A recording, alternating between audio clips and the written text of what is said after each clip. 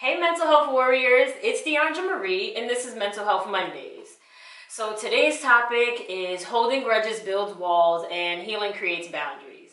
Now I can only speak best about this in terms of my own family dynamic up until probably like the last year or two. I was thinking about holding grudges against them and having my walls built up that I was healing because I was protected and doing what I needed to do for my own mental health.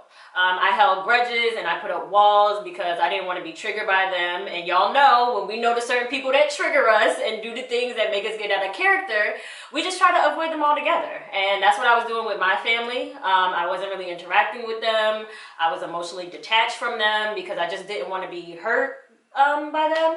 And when I think of grudges and putting up these walls, I think that they can be very rigid because it's like, well, you need to change in order to break down this wall. And it just doesn't allow people to make mistakes or give grace to people who are trying to make things work. And it wasn't really until I started healing that I created boundaries, and those boundaries have allowed me and my family to have a healthier relationship where we can communicate, we can have dialogue, we can be around each other. When I was holding grudges, my attitude was very, you have to change, you got to do this, you're not doing this. But in the space I am now with healing and creating boundaries, it allows me to accept them where they are as human beings and remove myself in moments when they may do something that might trigger me. And because I have been healing, those triggers aren't even as triggering as they once were. You know, I'm able to hear my dad give me unsolicited advice and be pushy about it and be like, okay, well, I'm gonna go because I've already made my own decision, and instead of going back and forth with you about it, I'm gonna just do that. You know, my mom understands boundaries more, and when I talk to her, she doesn't take things personally or like an attack on her parenting. And even with my sister and I, even though we haven't been as close in the past couple years, I think her and I are getting to the point where I kind of know I'm annoying her a little bit, and when she doesn't want to be bothered, and she could even see when I'm not fully present and it's like I'm in my head about things.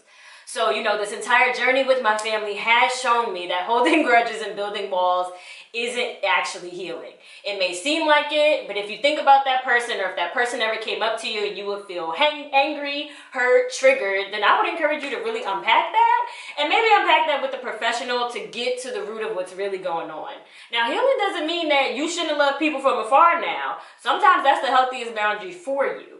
But just be mindful of knowing the fine line of grudges and boundaries, because one comes from pain and trauma and being triggered, and the other is a result of working through that trauma, that pain, and those triggers. So, thank you for tuning in, Mental Health Warriors. Make sure to check the description for mental health resources that you can use on your journey.